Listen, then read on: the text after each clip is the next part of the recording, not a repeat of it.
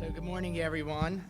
We're really excited that this represents our 25th conference, our Silver Jubilee. Just to put that in perspective, as many of you know, UCI is just starting to celebrate its 50th anniversary. So we've been doing this conference half as long as the existence of our university. So we're really proud of that.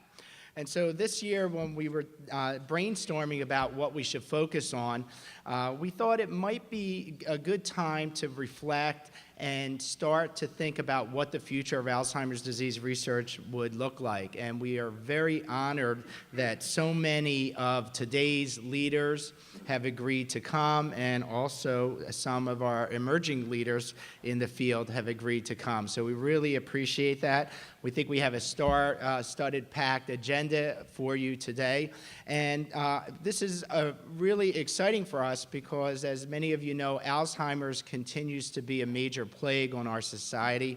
Right now, the latest statistics seem to indicate that a new person develops the disease every 67 seconds. We know that there are over 5.4 million Americans that are afflicted, including close to 90,000 people in Orange County alone. So this is a major epidemic, not only affecting our country, but also individuals in our own backyard. So there's a certain amount of urgency, and I think you'll find today's program to be very rewarding and very illuminating. We're continuing the tradition that we began last year. In the afternoon, we'll have two tracks, a research and clinical track. And I have to apologize in advance. I know that you're going to have to make a really tough choice because there's some great speakers in both sessions, and unfortunately, you're not going to be able to be in two places at the same time. But you'll have great talks no matter which room you decide to go into. And this year, we brought back our patient panel, which has always turned out to be a huge hit with the audience. So we're looking forward to that as well. Now, we're very fortunate at the Institute that we have a very long-standing and productive partnership with the Alzheimer's Association of Orange County, and we do a lot of activities with them. And it's my pleasure to introduce one of their vice presidents, Patty Mouton.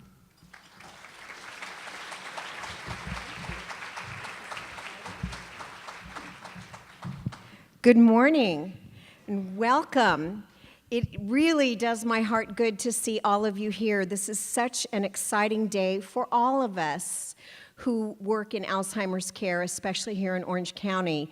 We have a brilliant day ahead with some of the most accomplished academicians, clinicians, and researchers, just almost unimaginable. I'd like to do a really wonderful shout out to the folks who did the real work of putting this on. Carrie Walker, the Director of Education at the Alzheimer's Association.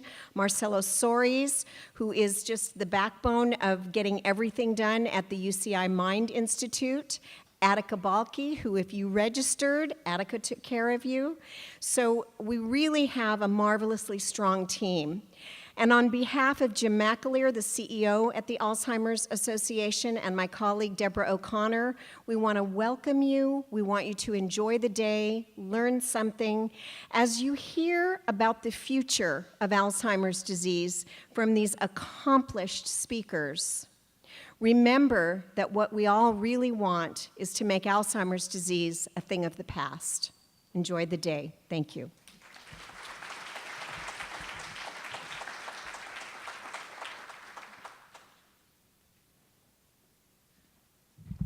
Okay, it's my pleasure to introduce my successor at the Institute, Dr. Andrea Tenner. Just want to give you a little bit of background about Dr. Tenner, and I guess start off by first mentioning that I met her actually before I got to UC Irvine. I was a postdoc at the American Red Cross in Rockville, Maryland, and she was a professor there, and I needed something from her, so I was very timid and knocked on her door and said, Dr. Tenner, can you help me?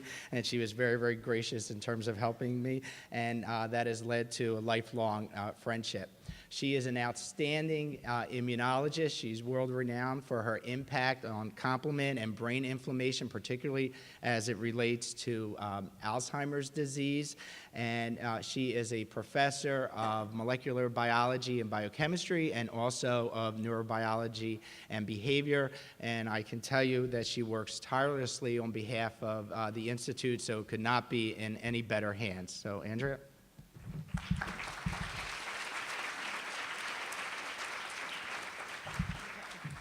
Okay, so thank you very much, and thanks, Frank, for that introduction. I'm not going to take up a lot of your time because we're really here to get on with the business of getting some new information and advancing our understanding of this disease, Alzheimer's. And we have a really terrific set of speakers here today.